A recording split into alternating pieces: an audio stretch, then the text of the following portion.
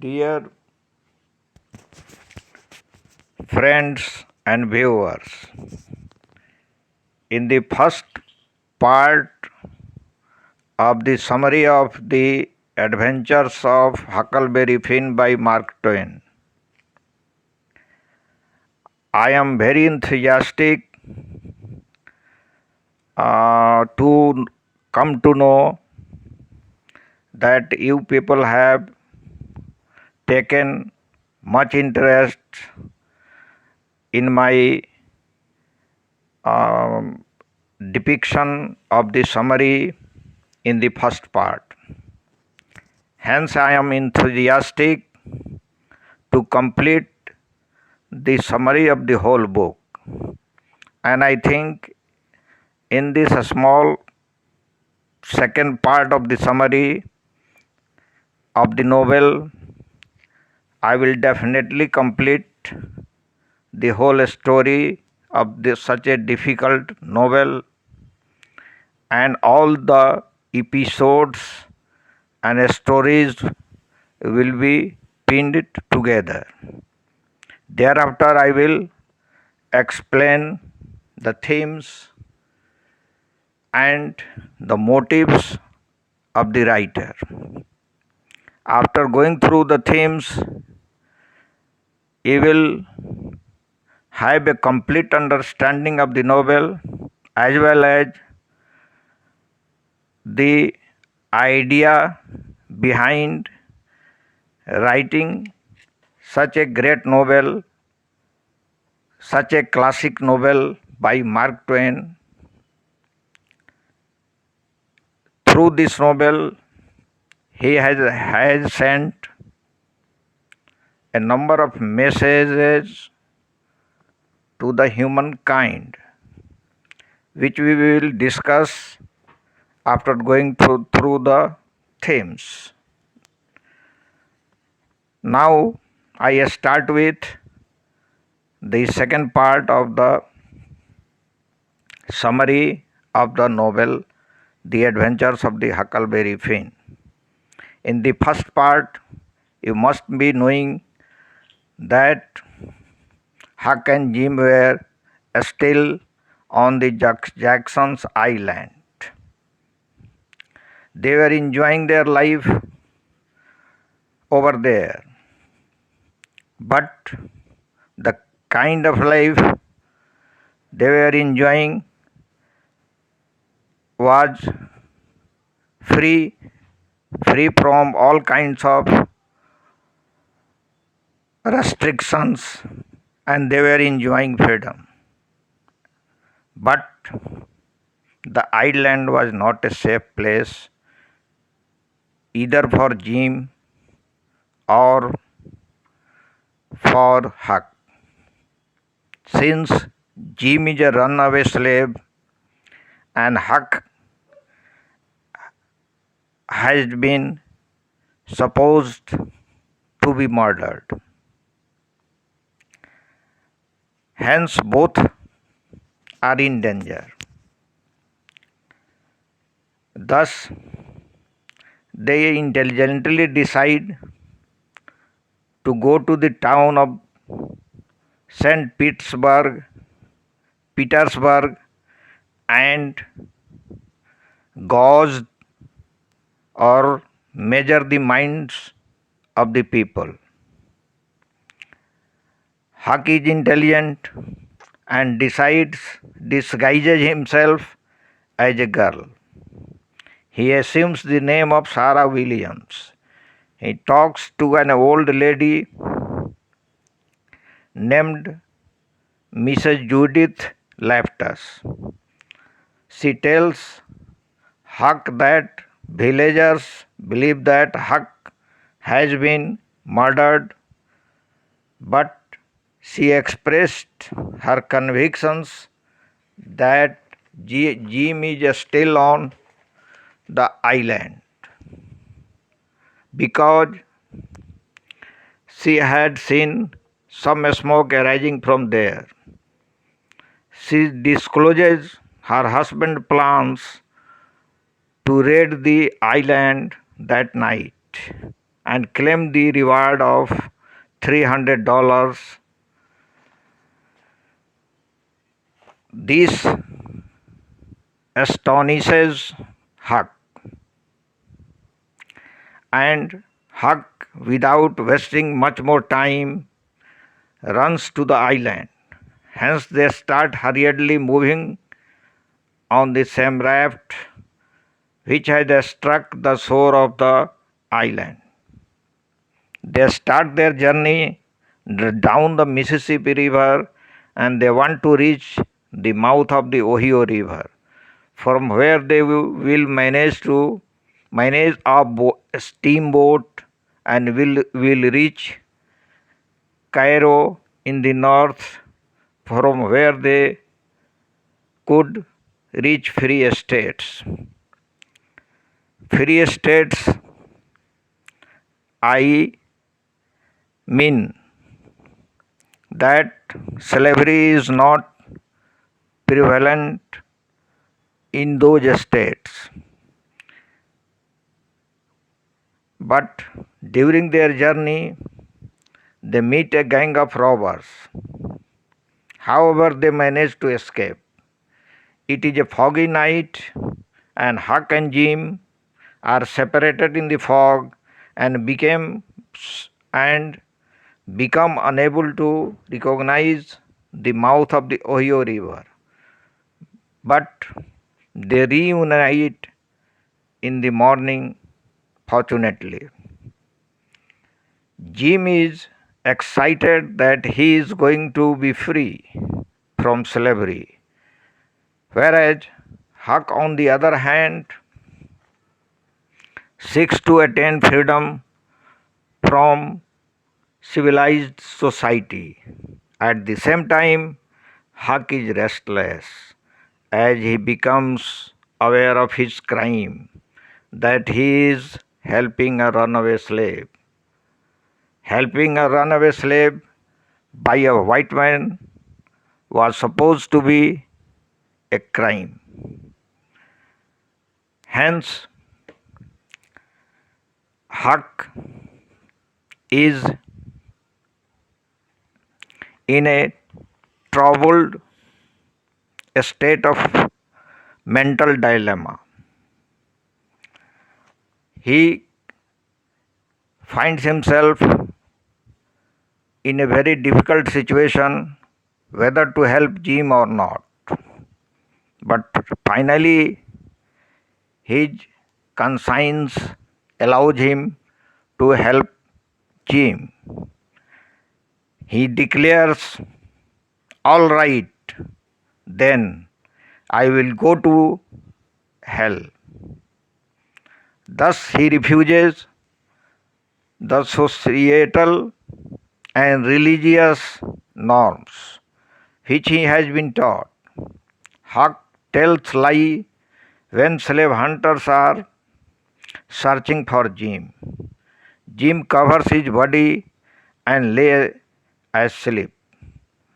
Huck tells the slave hunters that Jim is his father and suffering from smallpox. The slave hunters fear of containing the infection give $40 to Huck as help. Unable to backtrack the mouth of the Ohio River, they again move down to the river Mississippi. A steamboat comes and hit the raft. Both are separated. Huck comes on the island and finds himself in a very difficult situation. He joins the family of the Granderfords, a family belonging to the old Southern aristocracy. Huck is introduced to the family and makes friendship with the youngest son, Buck. He comes to know about the old age family feud of Grangerford with Shepherdson, another aristocratic family. Meanwhile, Miss Sophia of Granderford's family elopes with Harney Shepherdson. This kindles the feud, and a large number of men from both families are killed. Buck also dies. We have come to know that Buck was the friend of Huck. After his death, Huck is trapped in the feud. Jim had repaired his raft. Huck runs away from there and goes to the swamp and finds Jim. Jim is happy to see Huck alive. They again sail down the river Mississippi. During their journey, they meet two frauds, the Duke and Dolphins. The Duke says that he is the Duke of Bridgewater in England, and Dauphin claims to be the lost heir to the French throne. The two newcomers assume the charge of the raft, and they are in a position to go wherever they want to go. Huck, after his observations, confirms himself that these two men are frauds, but he does not reveal it to Jim. On the way to Orleans, these four men come to know about a wealthy craftsman, Peter Wilkes, who is dead now and has left a large fortune behind him. He has three nieces and two brothers. His two brothers are living in England. The frauds also come to know that two brothers are expected to arrive any time from England. They subsequently pretend to be the two English brothers of the deceased. They call themselves as the Duke and the King. Huck reveals the evil designs of the girls, uncles, and takes the eldest, Mary Jane, into confidence. He steals the bag of gold from the king's room and hides it in Peter Wilkes' coffin. Soon afterwards, the real brothers of Peter Wilkes arrive. The town people try to ascertain the authenticity of the four men to establish the truth of the claim. They decide to unearth the coffin. In doing so, the bag of gold is discovered. Huck runs away for his dear life. The king and the duke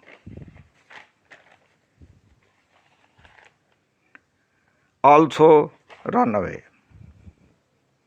The heinous crime the duke and the king commit that they sell Jim to a farmer. When Huck comes to know about Jim, He wants to free Jim at any cost.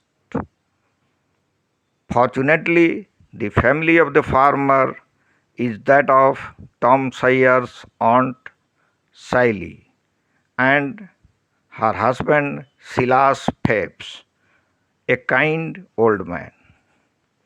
Since Sally is expecting to visit her, she is mistaken Huck to be Tom.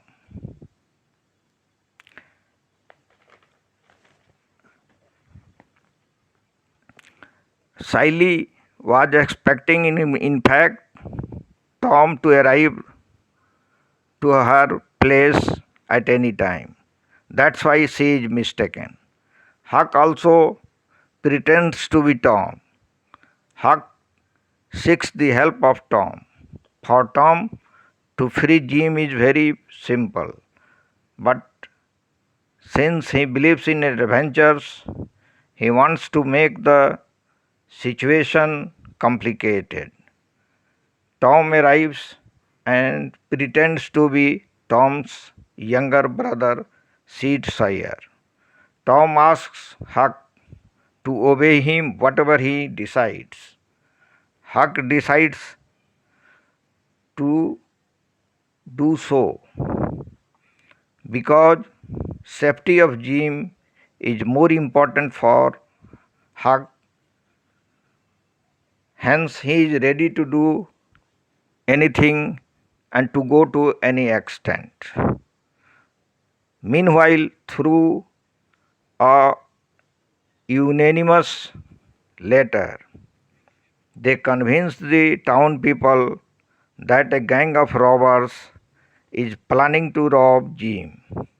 Everybody take these threats seriously and plan to confront the gang.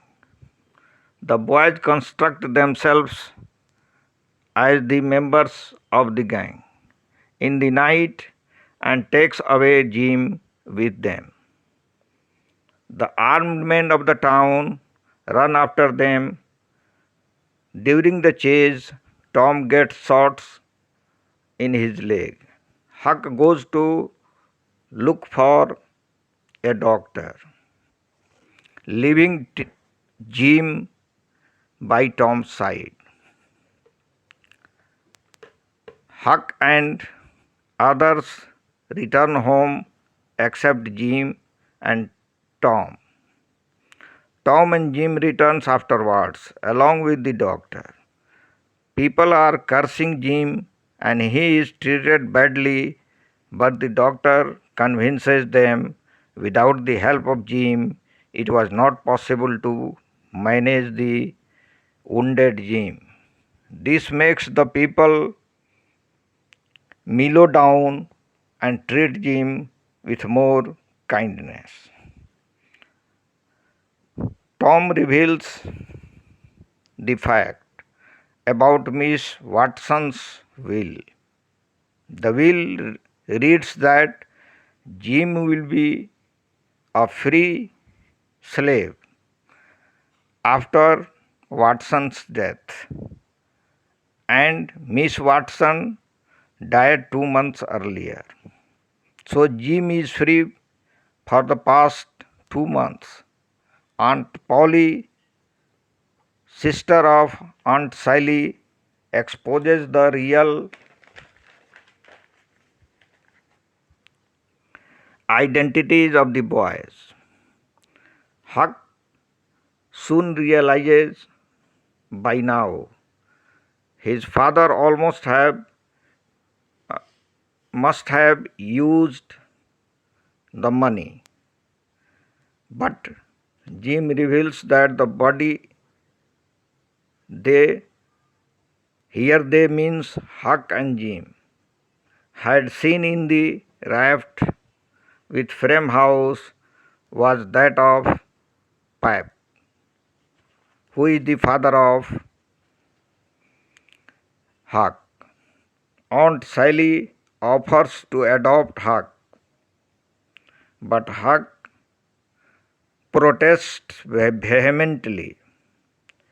He wants a free life, his freedom, and avoid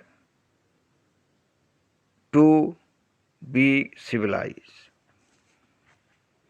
Huck says, but I reckon I got to light out for the territory ahead of the rest because Aunt Sally, she is going to adopt me and civilize me, and I can't stand it. I've been there before. Thus, Huck decides to flee to the territory amongst the Injuns. The novel comes to end with the emancipation of Jim and Huck's rejection of conformity to societal value and norms of the so-called civilized and educated society. Readers, afterwards I will explain the themes of the novel in the third part of my video. After understanding the themes, you will clearly come to understand the inner meanings and various aspects of the novel, as well as what kind of messages Mark Twain wants to give in this novel. So, let us expect that soon I will come with an explanation of the themes that have been explained by Mark Twain in the novel.